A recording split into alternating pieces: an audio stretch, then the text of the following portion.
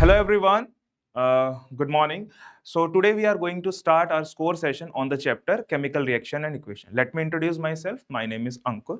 So हम पढ़ने क्या क्या वाले हैं इस चैप्टर में? सबसे पहले हम चेंजेस के बारे में पढ़ेंगे. चेंजेस क्या होते हैं? कितने तरह के चेंजेस है? That is physical and chemical changes. Now characteristics of a chemical reaction. Yes, what do you mean by characteristics of chemical reaction? इसका मीनिंग सिंपल है कि हमें कैसे पता चलता है कि केमिकल रिएक्शन हुई है कि नहीं हुई. Then balancing of chemical reaction, and the last is types of chemical reaction. So in types of chemical reaction, we are going to see different types of reaction and their examples. They are very important for the example, right? So yes, so chemical reactions are everywhere.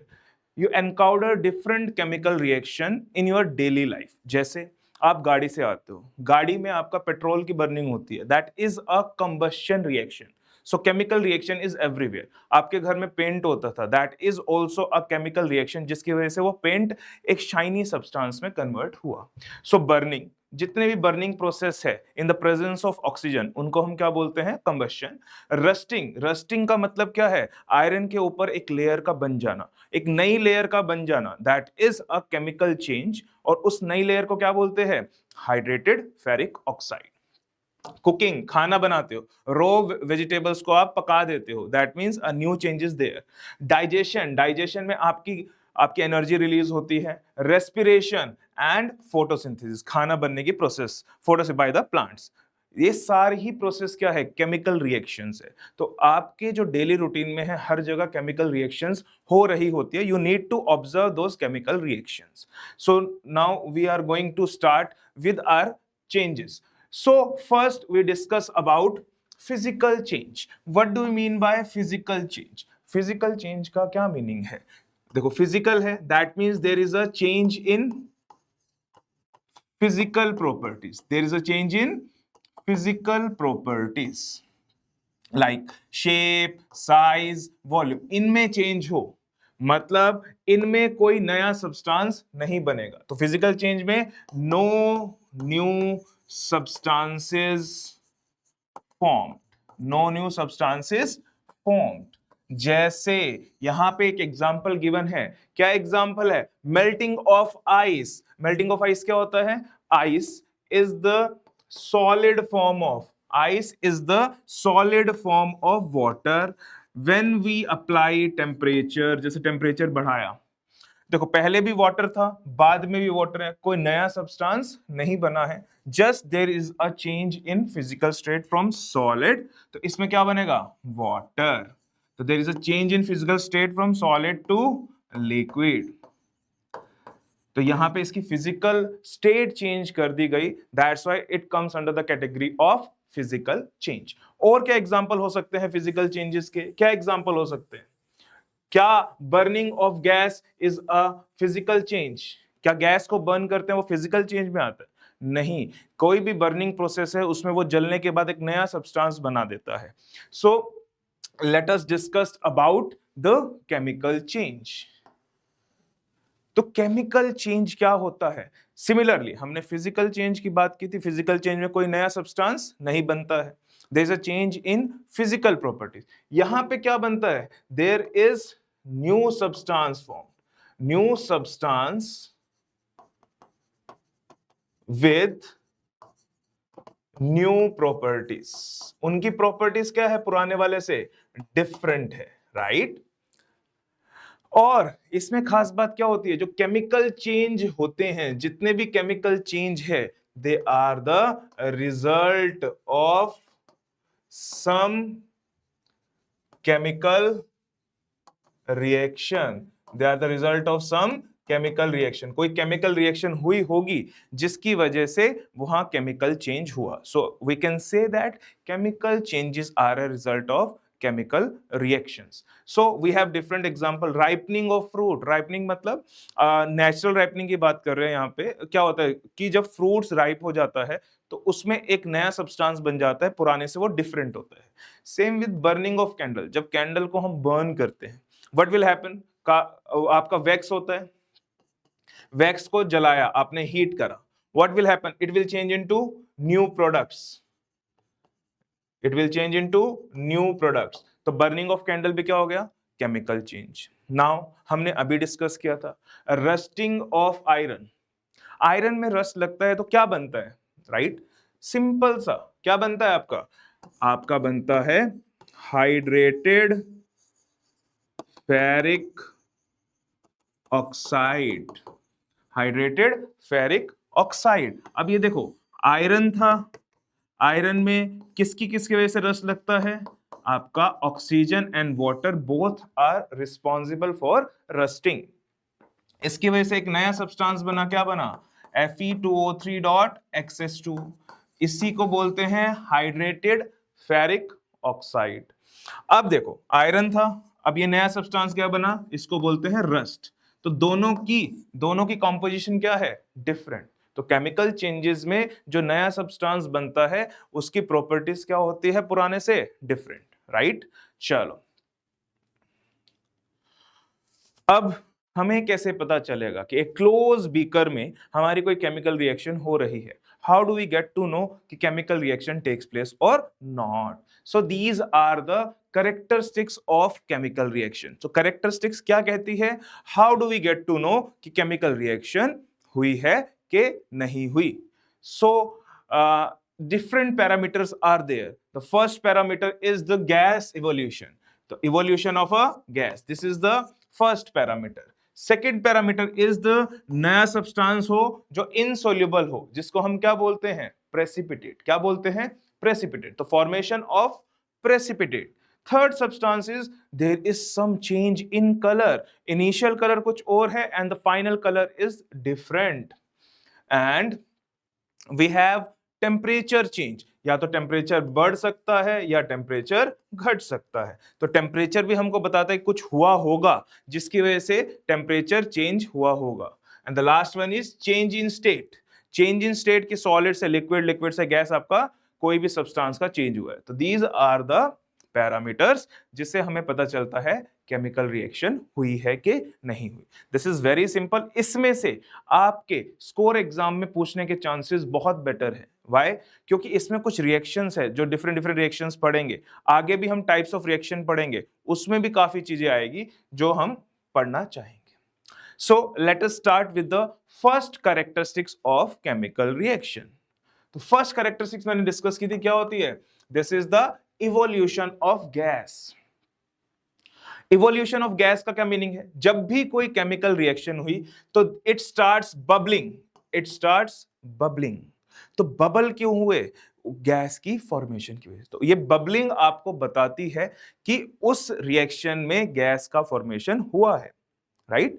तो bubbling आपको क्या बताती है, gas का formation हुआ है। अब कैसे रिएक्शन करनी है, सपोज करो we have evolution of gas में एक रिएक्शन है, फेमस रिएक्शन, जैसे zinc. Zinc is a metal, in which state it is zinc granules ले लो, जिंक पाउडर ले लो। आपने किसके साथ रिएक्ट करा दिया, वो HCl से रिएक्ट करा रहा है H2SO4 से। मान लो मैंने H2SO4 से रिएक्ट करा दिया, वो भी डाइल्यूट से। तो डाइल्यूट के लिए हम क्या लिखते हैं, एक्वस। अब what will happen, chemical change happens. अब हमें कैसे पता केमिकल चेंज हुआ है, तो वही हम देखना चाह रहे हैं। जिंक को जब आपने H2SO4 में डाला, what will happen, zinc sulphate बना, एक नया सब्सटेंस बना। हमें इसके बारे में नहीं पता चला, बट हमें कहां से पता चला कि केमिकल रिएक्शन हुई है, this hydrogen gas. This hydrogen gas, hydrogen gas के बबल्स बनना स्टार्ट हो गए उस मिक्सचर में। देखो यहां बबल्स दिख रहे हैं आपको हाइड्रोजन गैस के। तो these bubbles confirm the presence of any gas. ये कंफर्म नहीं करते बबल्स की हाइड्रोजन गैस है, but it confirms the presence of any gas, right? Yes. तो अब हमें कैसे पता चलेगा कि जो गैस बनी है ये आपकी हाइड्रोजन गैस ही है? तो लेट अस सी। इसके लिए एक टेस्ट होता है, जैसे यहां पे मैंने टेस्ट करके दिखाया। हाइड्रोजन गैस बनी, पता क्या चला कि गैस बनी, बबल्स बने। अब उन बबल्स को उसने सोप सॉल्यूशन से पास कर दिया। उसमें एक ट्यूब लगाई, इन्वर्टेड ट्यूब, और उसको सोप सॉल्यूशन से पास कर दिया। जैसे गैस उस सोप सॉल्यूशन में गई तो वो गैस कहां ट्रैप हो गई, इन बबल्स में। वो गैस कहां ट्रैप हो गई, इन बबल्स में। और बबल्स ऊपर की तरफ आते हैं और हमने उसके पास क्या करा, बर्निंग मैचस्टिक या बर्निंग कैंडल लेके खड़े हो गए। जैसे ही hydrogen filled bubbles, soap bubbles, किसके कांटेक्ट में आए? आपके बर्निंग कैंडल के, it will burst out. Why it will burst out? क्योंकि हाइड्रोजन गैस जो है आपकी एक कंबस्टिबल गैस है। कौन सी गैस है? कंबस्टिबल, जलती है और इसकी हाईएस्ट कैलोरीफिक वैल्यू होती है। तो जैसे ही ये फ्लेम के उसमें कांटेक्ट में आई तो इसने बर्न स्टार्ट कर दी, और बर्निंग की वजह से इसके अंदर कौन सी साउंड क्रिएट हुई बेटा? पॉप साउंड क्रिएट हुई। कौन सी साउंड क्रिएट हुई? पॉप साउंड हमको बताता है कि यहां पे इवोल्यूशन हुआ है गैस का, और कौन सी गैस का? हाइड्रोजन गैस का। That is fine. कौन सी gas? Hydrogen gas. So this is the test, this is the test for hydrogen gas. Hydrogen gas का टेस्ट बड़ा ही सिंपल है। बर्निंग कैंडल उसके माउथ के ऊपर लाओ, it will burn with a pop sound, right? Similarly we have another gas, like हमने क्या लिया? सोडियम कार्बोनेट लिया। सोडियम कार्बोनेट को एसिड के साथ रिएक्ट कर दिया, राइट? अब एसिड के साथ रिएक्ट कर रहा तो व्हाट विल हैपन? अब यहां पे बना NaCl plus H2O plus CO2, right? अब यहां पे कौन सी गैस इवॉल्व हुई? Carbon dioxide gas. कौन सी गैस इवॉल्व हुई? Carbon dioxide gas. अब हाइड्रोजन गैस का कंफर्मेशन तो हमें आ गया था, बट CO2 गैस का कंफर्मेशन कैसे आएगा, राइट? अब सेम बबल्स आए, पर हमें नहीं पता कि गैस जो प्रेजेंट है वो हाइड्रोजन गैस है या कार्बन डाइऑक्साइड। सो इसके लिए प्रॉपर एक टेस्ट होता है। तो इसके लिए जो फेमस टेस्ट है, that test name is lime water test. This is very important test, lime water test. क्या है लाइम वाटर टेस्ट? टेस्ट है जो आपका है lime water turns milky when CO2 is passed through it। तो lime water कैसा हो जाता है? मिल्की हो जाता है जब CO2 पास होती है।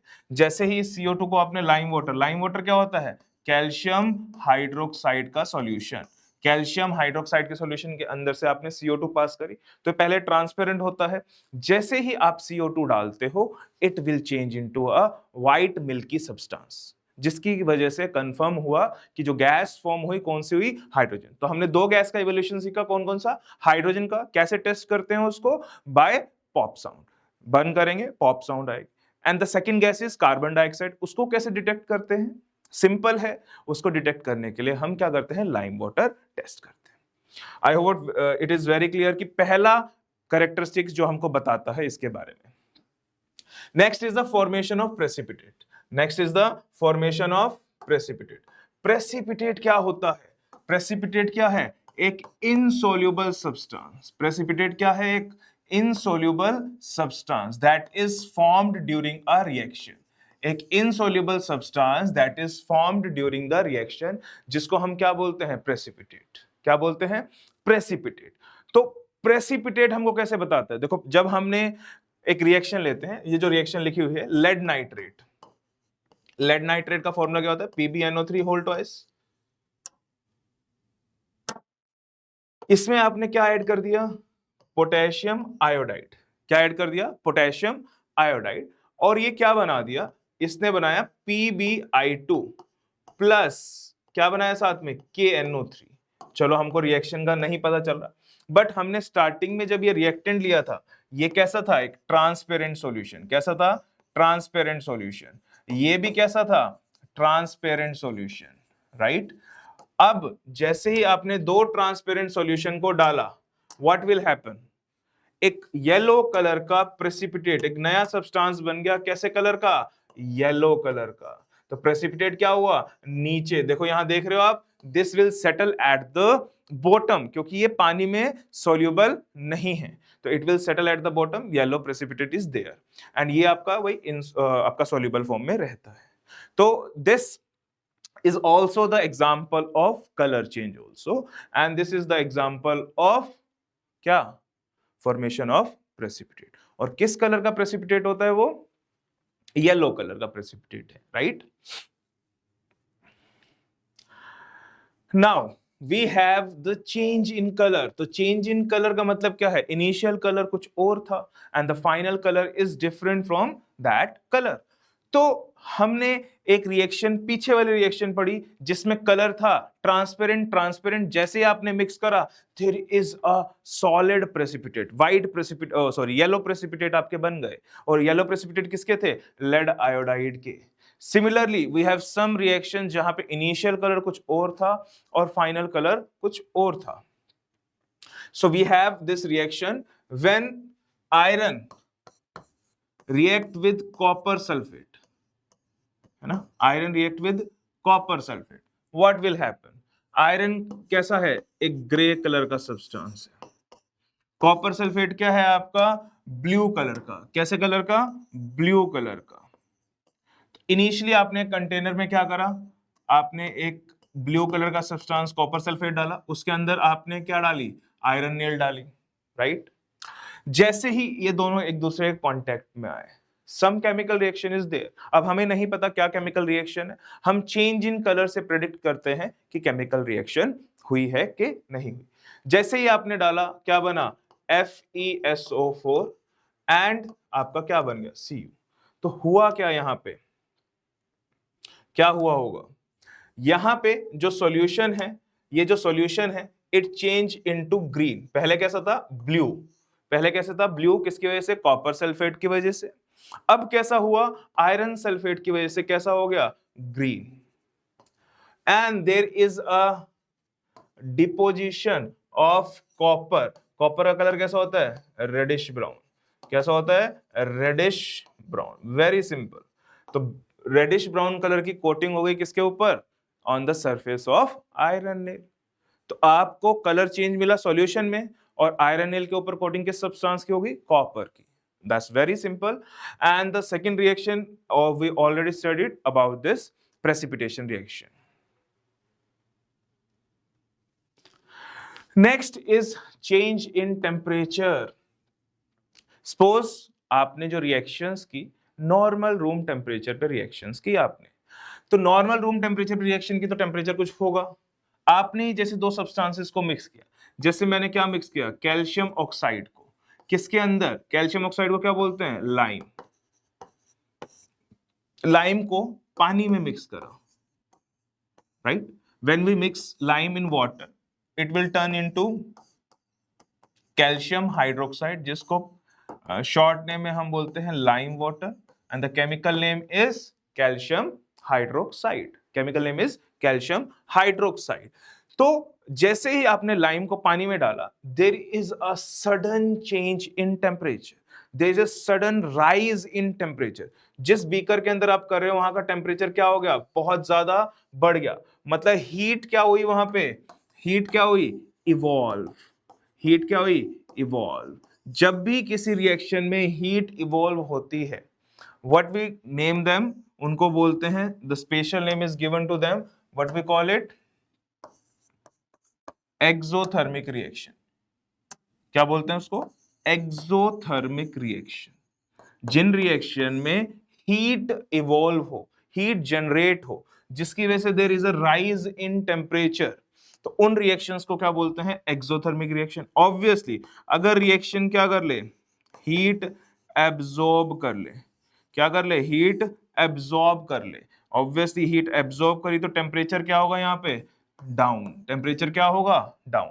हीट इवॉल्व करी तो टेम्परेचर अप, हीट एब्जॉर्ब करी तो टेम्परेचर डाउन। जब टेम्परेचर डाउन होता है तो उन प्रोसेस को क्या बोलते हैं? एंडोथर्मिक।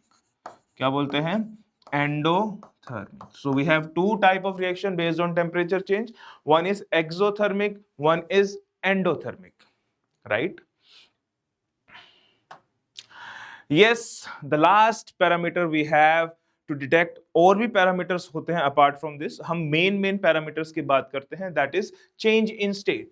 और change in state में अभी एग्जांपल है जैसे नॉर्मल H2O, है ना, लिक्विड है, उसकी हम इलेक्ट्रोलिसिस कर रहे हैं। क्या कर रहे हैं? इलेक्ट्रोलिसिस। हमने ब्रेक डाउन कर रहे हैं।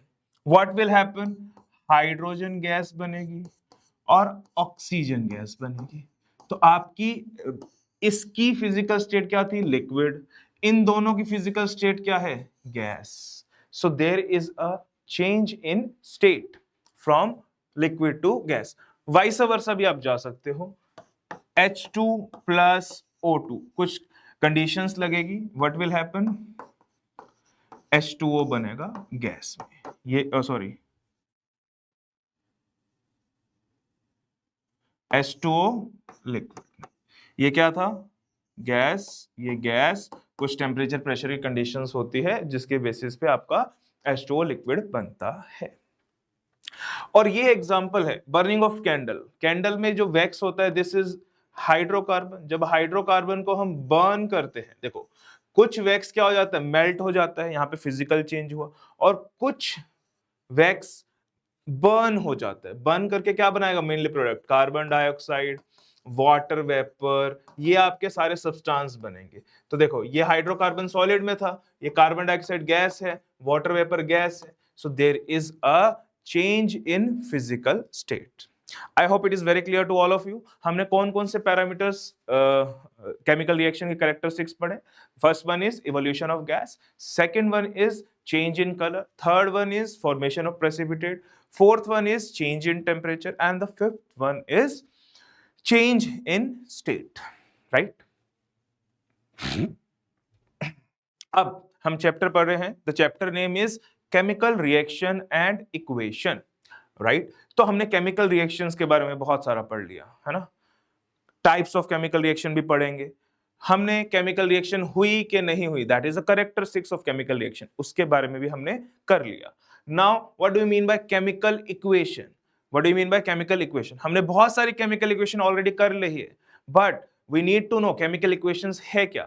जब हम इन केमिकल चेंजेस को जो हमने केमिकल चेंजेस हुए, केमिकल चेंजेस किसकी वजह से हुए, due to some chemical reaction, due to some chemical reaction, इन केमिकल रिएक्शन को हम शॉर्ट हैंड रिप्रेजेंटेशन मतलब इन टर्म्स ऑफ, किस टर्म्स में, in terms of symbol and formula of compounds के टर्म्स में लिख दें, तो उन इक्वेशंस को हम क्या बोलते हैं बेटा, केमिकल इक्वेशंस। तो it is very simple, chemical reactions को लिखने का, केमिकल रिएक्शंस को रिप्रेजेंट करने का एक शॉर्ट मेथड है जिसको हम बोलते हैं chemical equation. Let's start, how to write the chemical equation, how to balance the chemical equation, क्या क्या मेथड्स हैं, ठीक है।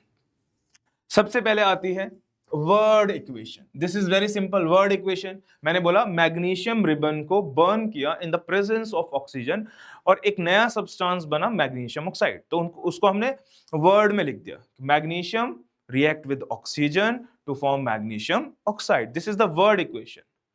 अब क्योंकि word equation is so complicated to write, तो we need to write in the short hand representation, and the short hand representation is chemical equation, the short hand representation is chemical equation. तो हम इसमें करते क्या है, magnesium का symbol we know that Mg, oxygen O2, magnesium oxide MgO, हमने इनके chemical formulas, जिसका केमिकल फॉर्मूला कंपाउंड का और एलिमेंटल के सिंबल्स लिख के, एलिमेंट्स के सिंबल लिख के हमने उसको पूरा बना दिया। अब इसमें खास बात क्या आती है कि ये जो इक्वेशन लिखी, इस इक्वेशन में एक चीज का हमको ध्यान रखना पड़ता है, क्या, कि जितना मास इस साइड है, इस इक्वेशन में जो लेफ्ट साइड लिखा होता है उसको क्या बोलते हैं, रिएक्टेंट, क्या बोलते हैं, रिएक्टेंट, और जो राइट साइड लिखा होता है उसको क्या बोलते हैं, प्रोडक्ट। जब भी रिएक्टेंट और प्रोडक्ट को दोनों साइड बैलेंस करके चलना पड़ता है, why we need to balance the both sides, क्योंकि एक लॉ है, हमने जो पढ़ा है, law of conservation of mass, which states that कि total mass of reactant is equal to total mass of product, मतलब जितने एटम्स रिएक्टेंट के है, जितने एटम्स किसी भी एलिमेंट के रिएक्टेंट साइड है, उतने ही एटम्स क्या होने चाहिए, प्रोडक्ट साइड होने चाहिए। So we are going to start about this balanced and unbalanced equation. तो बैलेंस्ड इक्वेशन क्या होती है और अनबैलेंस्ड इक्वेशन क्या होती है, समझते हैं इसको। अब देखो यहां पे मैं लिखी H2 plus O2 gives H2, unbalanced equation मतलब जितने भी एटम्स हैं वो दोनों साइड क्या है, सेम नहीं है। देखो यहां पे हाइड्रोजन के कितने एटम्स हैं, एटम्स की बात करो तो वी हैव हाइड्रोजन के रिएक्टेंट साइड 2 एटम्स, ऑक्सीजन के कितने हैं 2 atoms, product side we have hydrogen के 2 atoms when oxygen का 1 atom, so number of atoms are not same on both side। तो ये जो इक्वेशन है ये क्या है, अनबैलेंस्ड इक्वेशन। और अनबैलेंस्ड इक्वेशन को हम किस नाम से भी बुला सकते हैं, स्केलेटल इक्वेशन। कौन सी equation, skeletal equation. Now what will happen, अब हमने यहां बैलेंस कर दिया, क्या कर दिया, बैलेंस कर दिया। कैसे बैलेंस किया, आपने यहां पे देखा हाइड्रोजन है और ऑक्सीजन है, ये रिएक्टेंट है ये प्रोडक्ट है। हाइड्रोजन कितने हैं यहाँ पे 2 इंटू 2 4, हमेशा याद रखना इसको इससे मल्टीप्लाई करेंगे 4, यहां कितने हैं 2 into 2 4, oxygen is 2, oxygen is 2, तो यहां पे number of atoms on both side they are equal, है ना, दे आर इक्वल। सो ये कैसी इक्वेशन है, बैलेंस्ड इक्वेशन। अब बैलेंस्ड इक्वेशन में आपने देखा हमको क्या करना पड़ता है, हमने H2 का फॉर्मूला H2 ही रखा, O2 का फॉर्मूला O2 ही रखा, H2O का फॉर्मूला H2O का फॉर्मूला, मतलब हमने किसी का भी केमिकल फॉर्मूला ऑल्टर नहीं किया, हमने सिंपली एक कॉफिशिएंट चेंज कर दिया। क्या चेंज कर दिया, कॉफिशिएंट चेंज कर दिया। हमको हमेशा याद रखना है बैलेंसिंग में हमको केमिकल फॉर्मूला अल्टर नहीं करना, हमको क्या करना है, फॉर्मूला चेंज करना है, राइट। कैसे, अब किसके बेसिस पे, we already discuss, this is based on law of conservation of mass. क्या कहता है, atoms are neither created nor destroyed, मतलब जितने एटम्स रिएक्टेंट की साइड है उतने एटम्स प्रोडक्ट की साइड होने चाहिए, ठीक है। सो ये भी मैंने बता दिया। ये कौन सा मेथड है, इसको बोलते हैं हिट एंड ट्रायल मेथड। कौन सा मेथड है ये, this method is called hit and trial method. Hit and trial मतलब आपने एक नंबर को पुट करना है एज अ कोफिशिएंट, अगर वो नंबर हिट कर गया वहां पे कि बैलेंस हो गए, दैट मींस सही है, अगर नहीं करा तो आप नया नंबर हिट करो वहां पे, तो एक नया आपको देखना पड़ेगा। कैसे, सब कुछ हम देखेंगे इस सेशन में, राइट। अब देखो, we need to always change the coefficients. अब जैसे यहाँ पे N2 है, यहां मैंने कोफिशिएंट क्या रखा हाइड्रोजन का 3, और यहाँ पे अमोनिया का कोफिशिएंट क्या है 2, और नाइट्रोजन का कोफिशिएंट ऑब्वियसली 1 को हम लिखते नहीं है, तो 1 3 2 they are the coefficient of a balanced equation. अगर ये कोफिशिएंट ना होते तो इक्वेशन बैलेंस नहीं होती, number of atoms on both side they will not be equal, right. अब ये इक्वेशन है that is hit and trial method की बात करें तो आपको इक्वेशन दे रखी है Fe, मैं लिख देता हूं यहां पे अच्छे से, Fe प्लस आपको H2O gives Fe3O4 plus H2, ये इक्वेशन गिवन है। अब इस इक्वेशन को बैलेंस करना है, पहले तो देखते हैं अनबैलेंस्ड है या बैलेंस्ड है। Simply just you need to write कौन कौन से एटम्स है, आयरन का एटम है तो आयरन लिख दिया, हाइड्रोजन का एटम है, ऑक्सीजन, तो हमको सबसे पहले एलिमेंट डिटेक्ट करने कौन कौन से एलिमेंट प्रेजेंट है, we just need to write reactant की साइड कितना है, प्रोडक्ट की साइड कितना है, रिएक्टेंट की साइड कितना है, प्रोडक्ट, रिएक्टेंट की साइड कितना है 1, प्रोडक्ट की साइड 3, रिएक्टेंट की साइड 2, प्रोडक्ट की साइड 2, ऑक्सीजन कितना है 1 और वहां कितना है 4, तो obviously they are not equal, तो हमको इनको क्या करना है, बराबर करना है by changing the coefficient. Coefficient किनका चेंज करेंगे, इनका, इसको 1 2 3 4 इनका कोफिशिएंट चेंज करेंगे। अब देखो इसी में हम करते चलते हैं, सबसे पहले एक बड़ा केमिकल फॉर्मूला वाला ले लेते हैं, जैसे Fe3O4 में आयरन भी है ऑक्सीजन भी और बहुत सारे एटम्स है इसके अंदर, तो सबसे पहले इसको बैलेंस करते हैं। और इसका एक छोटा सा तरीका क्या होता है, सबसे पहले आप मेटल कर लो, मेटल के बाद आप नॉन मेटल कर लो, एक जनरल मेथड है, मतलब शॉर्ट ट्रिक है। उसके बाद हाइड्रोजन एंड देन ऑक्सीजन, या ऑक्सीजन हाइड्रोजन, वो डिपेंड करता है आपके इक्वेशन के ऊपर। तो सबसे पहले मेटल करते हैं, मेटल कौन है, आयरन, तो आयरन यहाँ पे कितना है 3, तो मुझे हमेशा कोफिशिएंट आगे लिखना है, तो मैं कितने से मल्टीप्लाई करूं आयरन को, 3 से। आप देखो आपने आयरन को 3 से मल्टीप्लाई करा तो ये बराबर हो गए, और इस आयरन को 3 से करा तो और कोई एलिमेंट चेंज या एटम चेंज नहीं हुए। Then we need to change non metal. अब नॉन मेटल तो कोई है ही नहीं, ऑक्सीजन हाइड्रोजन है। अब किसको चेंज कर सकते हैं हम? ऑक्सीजन को चेंज कर देते हैं। ऑक्सीजन कितने हैं? 4। अब ऑक्सीजन 4 है तो यहां पे आपको 4 लगाना पड़ेगा, तो 4 लगाया तो बराबर, जिससे क्या चेंज हुआ? हाइड्रोजन भी चेंज हो गया, तो 8 हो गया। ऑब्वियसली आपको इसको बैलेंस करने के लिए यहां भी 4 लगाना पड़ेगा, यहां भी 4 लगाना।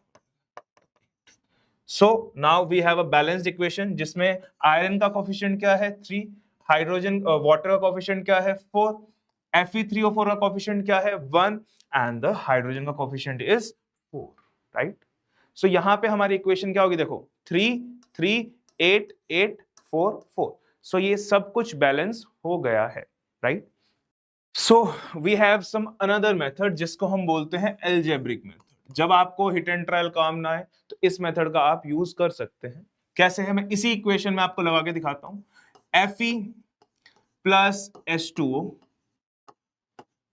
Fe3O4 plus H2, right?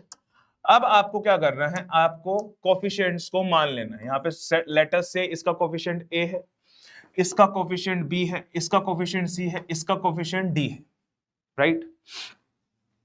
I know सबको लीनियर इक्वेशन इन 2 वेरिएबल्स आता है। देखो यहां पे मुझे क्या करना है? आयरन के कोफिशिएंट क्या कितना है? A इज इक्वल टू, क्योंकि कोफिशिएंट बराबर होने चाहिए, यहां पे आयरन का कोफिशिएंट क्या है? 3 इंटू C। तो पहली इक्वेशन हमारी ये बनेगी। दूसरी इक्वेशन हाइड्रोजन के लिए 2 into B is equal to 2 into D, and third equation is oxygen के लिए B is equal to how much? 4C। ये इक्वेशन आपकी बन जाती है। अब सर इक्वेशन सॉल्व करना तो बहुत आसान है, कर सकते हैं, बट जब बहुत सारे एलिमेंट्स हो, एटम्स हो, तो आप हिट एंड ट्रायल लगाओ। इस मेथड को करने के लिए बहुत सारी इक्वेशंस हो जाएगी जिसको सॉल्व करना बड़ा थोड़ा डिफिकल्ट हो जाएगा। तो इसमें आप क्या करो? A को 1 मान लो, एज्यूम करके चलो। तो जैसे ही आपका C क्या आया यहां पे? 1/3, और B क्या आया? 4/3, और D भी क्या आया? 4/3। अब ऐसा फ्रैक्शन में आने दो, कोई दिक्कत नहीं है।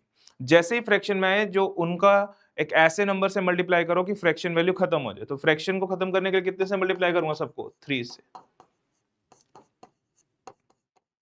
तो यहां आगे आ गया 3 1 4 4। देखो हमने वही किया था, 3 1 4 4। पीछे देखो, ये देखो 3 4 1 4, यही है आपका 3 4 1। देखो A की वैल्यू है 3, B की वैल्यू है 4, C की वैल्यू है 1, D की वैल्यू है 4।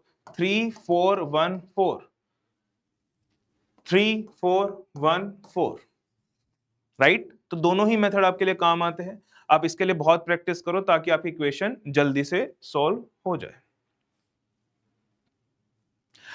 You can try at your home.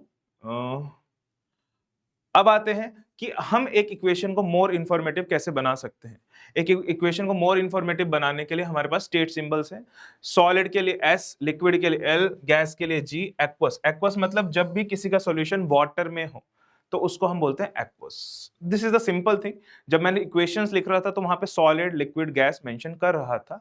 This is used to make equation more informative. अब conditions required for a reaction. कोई भी रिएक्शन एक पर्टिकुलर कंडीशन पर होती है। वो कंडीशन किसकी हो सकती है? हीट की, सनलाइट की, इलेक्ट्रिसिटी की, कैटलिस्ट की। कोई भी एक ऐसी चीज हो सकती है जिसके वजह से हो। हीट, टेम्परेचर, प्रेशर, ये सब कुछ आपका हो सकता है। So we are going to start with our types of reaction. तो टाइप्स ऑफ रिएक्शन में हमको क्या करना है? Combination reaction, decomposition reaction, displacement reaction, double displace and redox reaction. So we are going to start the reaction one by one with some examples जो आपसे पूछे जाते हैं। Yes, the combination reaction। तो combination reaction का meaning ये क्या है? जब दो छोटी छोटी चीजें कंबाइन करके it gives a big thing. यहाँ पे बिग थिंग क्या है? कंपाउंड। दो एलिमेंट्स हो सकते हैं, दो कंपाउंड्स हो सकते हैं, but the product is one. The product is one. तो यहाँ पे प्रोडक्ट कितना है? एक ही है। तो कैल्शियम ऑक्साइड जब पानी में डालते हैं तो कैल्शियम हाइड्रोक्साइड बनता है। ये हमने रिएक्शन अभी पढ़ा है, राइट? राइट, चूना पानी में डाला, राइट? तो this is a combination reaction. क्या करते हैं कॉम्बिनेशन रिएक्शन में? The reaction in which two or more elements or compounds combine together to form a single product. मतलब यहां पे दो प्रोडक्ट थे, रिएक्टेंट थे, और प्रोडक्ट क्या है? सिंपल। प्रोडक्ट क्या है? एक सिंगल चीज है। तो कॉम्बिनेशन में है, आपका प्रोडक्ट सिर्फ एक ही बनेगा। And combination reactions are generally, they are endothermic. This is very important, they are generally endothermic. Sorry sorry sorry, opposite चल गया भाई। They are exothermic. They are generally exothermic, मतलब हीट इवॉल्व होती है। But you need to tell me कि कौन सी reaction है जो एंडोथर्मिक होती है, कौन सी कॉम्बिनेशन रिएक्शन है जो endothermic. This is very important. देखो, कॉमन चीजें नहीं पूछी जाती एग्जाम में, वो पूछा जाता है जो अनकॉमन होता है। तो यहां पे जो इक्वेशन होती है वो ये है, N2 प्लस O2। कुछ कंडीशंस होती है टेम्परेचर की, क्या बनाते हैं? 2NO, नाइट्रिक ऑक्साइड का formation. This is endothermic, right? तो कॉम्बिनेशन रिएक्शन क्लियर है। Now we are moving to the decomposition. नाम में ही डीकंपोजिशन है, टूटना, है ना, तोड़ना। तो एक बड़ा सब कंपाउंड, जैसे ए भी एक कंपाउंड था, उसको हमने तोड़ा, किसमें? ए प्लस बी में मान लो तोड़ दिया। अब तोड़ने के लिए हमको क्या चाहिए? एनर्जी। जनरली एनर्जी देनी पड़ती है। तो जनरली ये रिएक्शन कैसी होती है? Generally endothermic. Generally endothermic, right? अब एनर्जी किस किस फॉर्म में दे सकते हैं हम? हीट की फॉर्म में दे सकते हैं, लाइट की फॉर्म में दे सकते हैं, और इलेक्ट्रिसिटी की फॉर्म में दे सकते हैं। तो तीन फॉर्म में दे सकते हैं, हीट, लाइट एंड एनर्जी। तो बेस्ड ऑन हीट इसको बोलते हैं थर्मल डिकम्पोजिशन। क्या बोलते हैं इसको? Thermal decomposition. दूसरा आपका फोटोलिटिक, लाइट की प्रेजेंस में। और तीसरा इलेक्ट्रिसिटी की प्रेजेंस में क्या होता है? Electrolytic decomposition. और इसको हम क्या बोलते हैं? इलेक्ट्रोलाइसिस। क्या बोलते हैं इसको? इलेक्ट्रोलाइसिस। क्लियर? तो decomposition with the help of heat, decomposition with the help of light, decomposition with the help of electricity, तीनों ही reactions they are very important. सबसे पहले हम करते हैं with the help of heat. Heat की help से करते हैं decomposition of calcium carbonate. Calcium carbonate को क्या बोलते हैं? लाइमस्टोन। जैसे हीट का सिंबल क्या लिखते हैं? डेल्टा। तो CaO प्लस CO2 में कन्वर्ट हो जाता है। This is very important. Decomposition of lead nitrate. Lead nitrate क्या है? एक व्हाइट कलर का सोल्ट है। कैसे कलर का सोल्ट है? व्हाइट कलर का सोल्ट। इसको जैसे हीट कर दिया आपने, एक टेस्ट ट्यूब में लिया और हीट कर दिया, व्हाट विल हैपन? एक आपका येलो कलर का लेड ऑक्साइड का प्रेसिपिटेट बनेगा, एक रेडिश ब्राउन कलर की गैस बनेगी, और एक ट्रांसपेरेंट गैस जो आपको पता नहीं चलेगी वो ऑक्सीजन गैस बनेगी। आप जैसे इसको हीट करते हो, NO2 गैस कैसा कलर है? Reddish brown. तो इसकी आपकी observation they are very important. Now we have thermal decomposition of ferrous sulphate. ये भी इंपॉर्टेंट है। फेरस सल्फेट क्या है? ग्रीन कलर का होता है, FeSO4.7s2, ग्रीन विट्रियोल बोलते हैं इसको। जब हीट किया what will happen? Initially heat करने पर इसमें से 7 वाटर मॉलिक्यूल हट जाते हैं और ये व्हाइट हो जाता है। इसको स्ट्रॉन्ग हीट कर दिया तो it will decompose into iron oxide plus sulphur dioxide plus sulphur trioxide. ये आपका कैसा होता है? रेडिश ब्राउन या ब्राउन। और there is a strong smell of sulphur, there is a strong smell of sulphur. So these reactions are very important. This is the decomposition with the help of heat. Now we are moving to the decomposition with the help of light. उसको बोलते हैं photo decomposition, photolytic decomposition या photo decomposition. जैसे example है इसके लिए AgCl, right.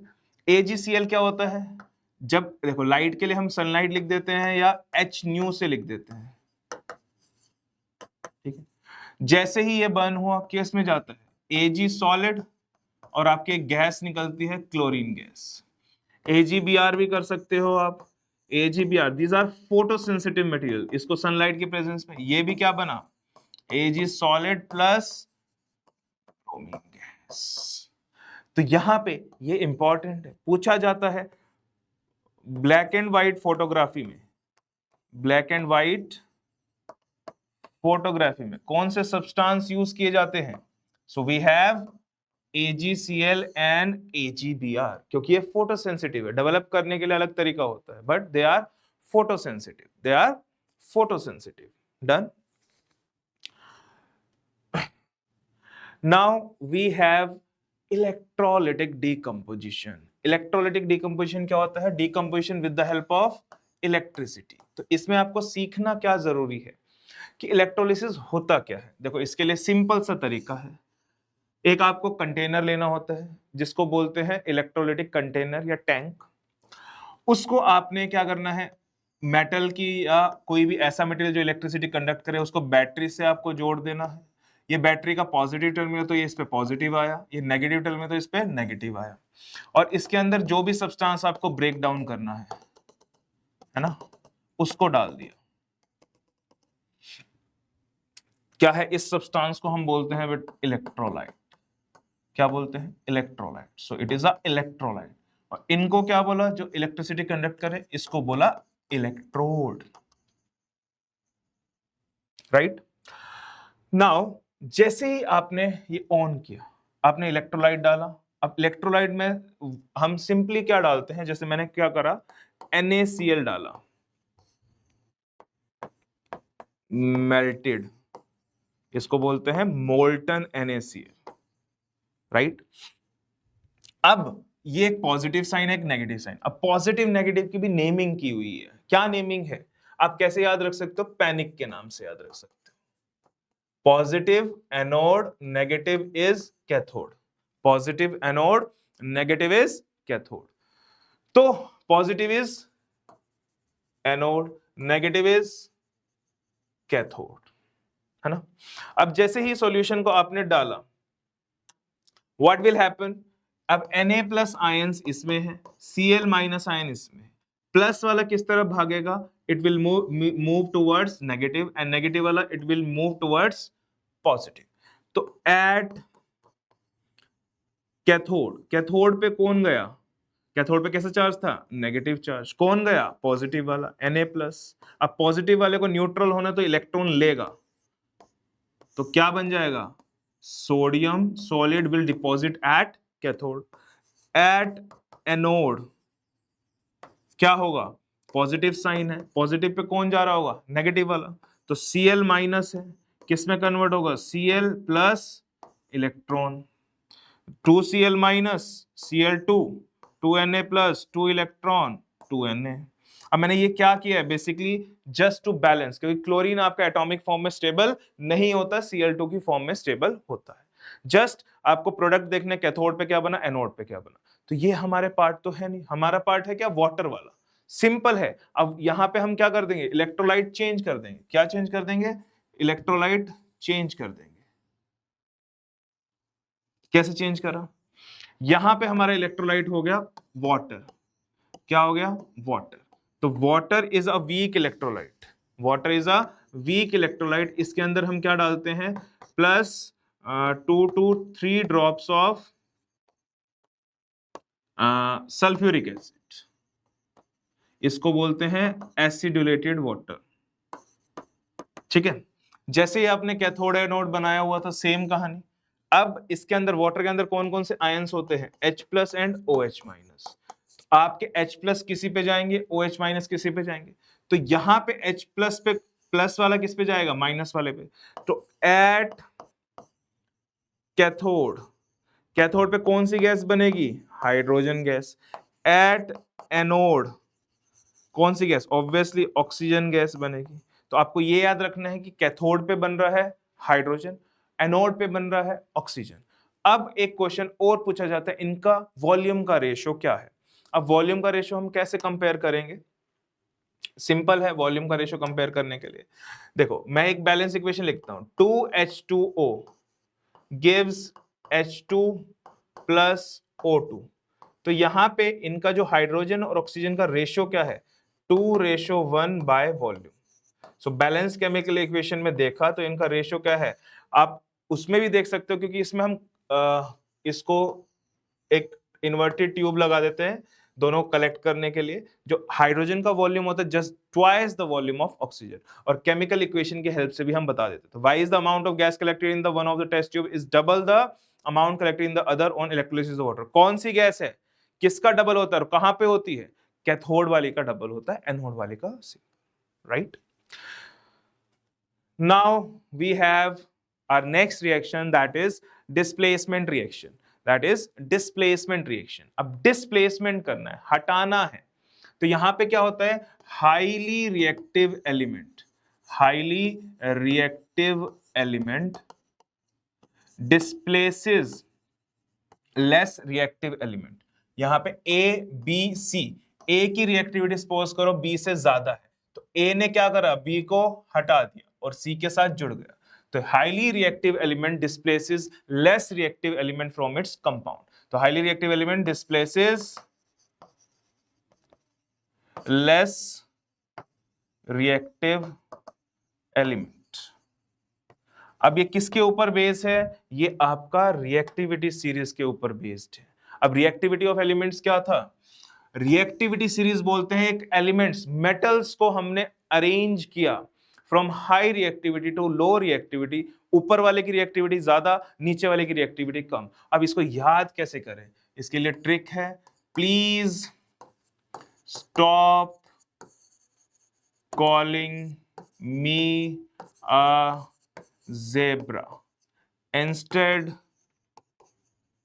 try learn how, यहां लिख देता हूं, कॉपर मेटल saves gold। तो this is the mnemonic to learn about this. तो सिंपल है, please for potassium S sodium, Ca calcium, M magnesium, A aluminium, zebra का zinc, I iron Fe, tin Sn, L lead Pb, और यहां hydrogen.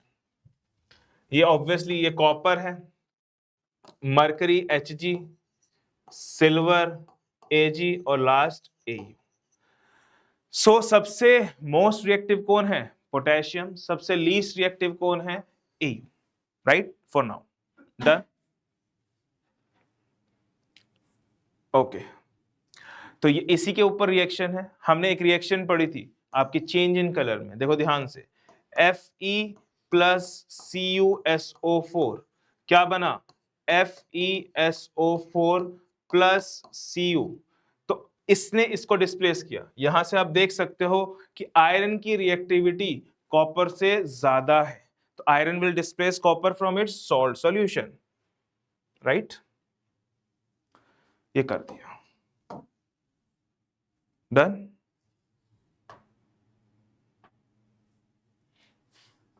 Now the last reaction for today's session is double displacement reaction। तो last reaction क्या है? Double displacement. अब वो थी single displacement reaction या सिंथेसिस रिएक्शन बोलते हैं। सो डबल डिस्प्लेसमेंट रिएक्शन क्या होती है? जिसमें आपका म्यूचुअल एक्सचेंज ऑफ आयंस हो। This is done by the mutual exchange. जैसे मान लो ये था AB, एक कंपाउंड था, ये क्या था? CD, ये भी एक कंपाउंड था। अब कौन किस में ज्यादा रिएक्टिव है? यहाँ पे रिएक्टिविटी की बात नहीं करते, यहाँ पे A प्लस में है, B माइनस में है, C प्लस में है, D माइनस में। तो ये प्लस वाला इसको लेगा, ये प्लस वाला इसको लेगा, क्या बनेगा यहाँ पे? AD plus CB। तो there is a mutual exchange of ions. Swap कर लिया, दैट्स इट। उसमें क्या था? एक हाईली रिएक्टिव एलिमेंट डिस्प्लेस कर रहा था, यहां पे क्या कर लिया? स्वैप कर लिया। किसने? एक एलिमेंट ने दूसरे एलिमेंट के साथ, डन। अब एक एग्जांपल है, Na2SO4 प्लस BaCl2 क्या बना, देखो Na ने कहा आ गया, Cl के साथ आ गया, Ba किसके साथ आ गया, SO4 के साथ आ गया, तो BaSO4 इसका प्रेसिपिटेट होता है व्हाइट कलर का। कैसा प्रेसिपिटेट होता है, व्हाइट प्रेसिपिटेट। उन डबल डिस्प्लेसमेंट रिएक्शन जिसमें one of the product is precipitate, तो उनको हम क्या बोलते हैं, प्रेसिपिटेशन रिएक्शन। तो precipitation reaction is a type of double displacement reaction, अलग सेपरेट रिएक्शन नहीं है, it is a type of double displacement reaction जिसमें one of the product form is a precipitate. तो हमने आज क्या क्या पढ़ा, combination reaction, decomposition reaction, displacement reaction, double displacement reaction. So identify the reaction, देखो यहां पे एक सिंगल प्रोडक्ट से दो प्रोडक्ट बन रहे हैं तो कौन सी रिएक्शन है, डीकंपोजिशन। यहां पे देखो म्यूचुअल एक्सचेंज ऑफ आयंस है और एक प्रेसिपिटेट भी बन रहा है, इसको डबल डिस्प्लेसमेंट भी बोल सकते हो, प्रेसिपिटेशन रिएक्शन भी बोल सकते हैं। दो सिंगल प्रोडक्ट से एक बन रहा है तो क्या बोलेंगे, कॉम्बिनेशन रिएक्शन। ये more reactive element displaces less reactive element, तो क्या बनेगा ये, डिस्प्लेसमेंट रिएक्शन। सो हमने आज क्या क्या स्टडी किया, फिजिकल चेंज के बारे में, केमिकल चेंज के बारे में, कैसे केमिकल रिएक्शन का हमें पता चलता है, केमिकल इक्वेशंस क्या होती है, बैलेंस कैसे करते हैं, कौन कौन से सिंबल्स यूज करते हैं, and we have cover all this. But एक रिएक्शन अभी भी बाकी है, that we will cover in the next session, that is very important, that what we call it redox reaction, right. हम ये सब कुछ पढ़ रहे थे, that is the for the score preparation. तो अब स्कोर एग्जाम की खास बात है क्या, we have a scholarship, we have different prizes, we have a NASA trip, we have gadgets also to for the selected candidates in score exam. अब score exam है आपका, उसके लिए एनरोल कैसे करेंगे, सबसे पहले ऑब्वियसली रजिस्टर करना पड़ेगा उनकी साइट पे जाकर, फिर उसके वेरीफाई और डिटेल्स आपको प्रोवाइड करनी पड़ेगी, and we have 150 rupees for the form filling, and the last step is test date पे आपको पहुंच के टेस्ट देना है, दैट इज वेरी सिंपल। और आपका जो एग्जाम है that will be on 11th of October. कब एग्जाम है, 11th ऑफ अक्टूबर को, ये आपको याद रखना है। दो तरह से एग्जाम है, एक 11th ऑफ अक्टूबर को है, एक 4th अक्टूबर एंड 1st नवंबर को है। इसके लिए आपको करना क्या है, आपको रजिस्टर करना है किस साइट पे जाके, श्रीचैतन्यस्कोर.com पे। आपको श्रीचैतन्यस्कोर.com की साइट पे जाके अपने आप को रजिस्टर करना है, एंड रजिस्टर करके आपको 11th ऑफ अक्टूबर को एग्जाम के लिए रेडी रहना है। वो हम एग्जाम की प्रिपरेशन कर भी रहे हैं। That's all for the today session, thank you very much.